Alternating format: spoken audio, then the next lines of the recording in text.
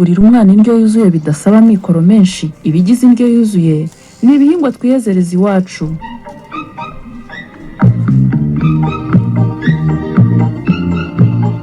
Buri gihe iyo bavuze imirire mibi, igitekerezo gihita kiza mu mitwe ya benshi ni abantu miliyoni 800 bicwa n'inzara buri munsi kubera ko badafite amikoro yo kubona ibyo kurya. Muri aba miliyoni 800, miliyoni 156 ni abana bari munsi y'imyaka 5 bamaze guhura n'ikibazo cy'imikurire. Baragwingiye haba mu bwenge no mu gihagararo.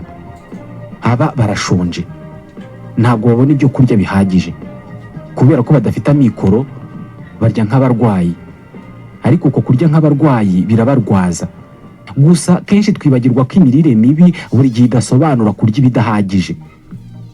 Ishami rya Loni rishinzwe ubuzima ribara abana miliyoni 42 n'abantu bakuru miliyaridi 1 na miliyoni 900 bafite imirire mibi idaterwa no kubura ibiribwa bihagije, ahubwo ibyo bafite babirya nabi.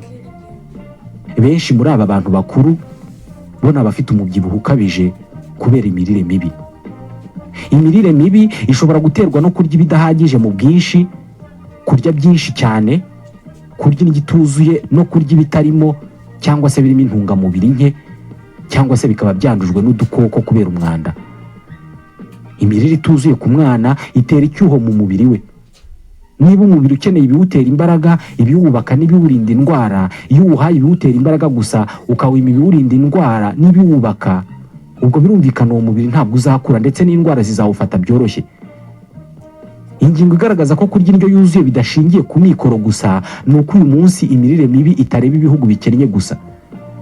Uyu munsi umuntu umwe muri 3 mu isi afite ikibazo cy'imirire mibi. Ni ubwa mbere isi yose yisanze ihanganye n'ikibazo cy'imirire mibi.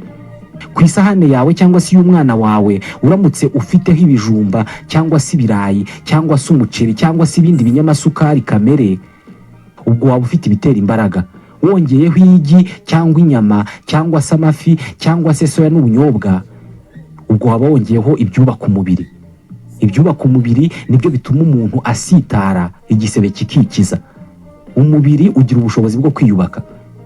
Kuri iyi sahani uramutse wongeyeho ibinyamavuta cyane cyane nk'amavuta akomoka ku bimera ari yadutekesha, ubwo ni ukuvuga ko waba wayatekesheje ibyo kurya. Warangiza kuri iyo sahani ukongeraho ubwoko runaka bw'imbuto n'imboga kubera ko zibamo vitamine C, A, E na K. Ahangaho ukongeraho nka bimwe mu biribwa cyangwa se ibinyobwa birimo imyunyungugu nk'amata, amasaka, ibigori cyangwa se uburo. Warangiza ukanywa amazi meza. Icyo gihe waburiye cyangwa se ugabuye indyo yuzuye. Ibi biribwa byose tuvuze biraboneka bidatwaye amikoro menshi. Nk'ibikomoka ku matungo byo ibyinshi biba bikomoka ku matungo abantu benshi boroye. Kuba uyu munsi abana miliyoni 42 ku isi bafite imirire mibi bidaturutse ku mikoro make, bigaragaza ko imbogamizi ikomeye ituma habaho imirire mibi ku isi ishingiye ku bumenyi. Tegurira umwana wawe utarageza ku myaka 5 y'amavuko isahani iriho ibiribwa tumaze kuvuga kandi kenshi. Ibi byose nta kintu byaba bimaze igihe bitaba birimo isuku, yaba y'ibikoresho cyangwa se y'ibiribwa ubwabyo ndetse n'iyubitegura n'iyubitegurirwa. Buri munyarwanda aramutse afashe icyemezo cyo kubikora uko, ntabwo byatwara imyaka myinshi ngo ikibazo cy'imirire mibi kiveho mu Rwanda ndetse n'igwingira biri kumwe. Minisiteri y'Ubuzima inyuze mu kigo cyayo gishinzwe ubuzima RBC niyivuga ibi. Naha dusoreje ikiganiro waruzi ko cy'uyu munsi. Nitwa Ismael Mwanafunzi, ndabashimiye.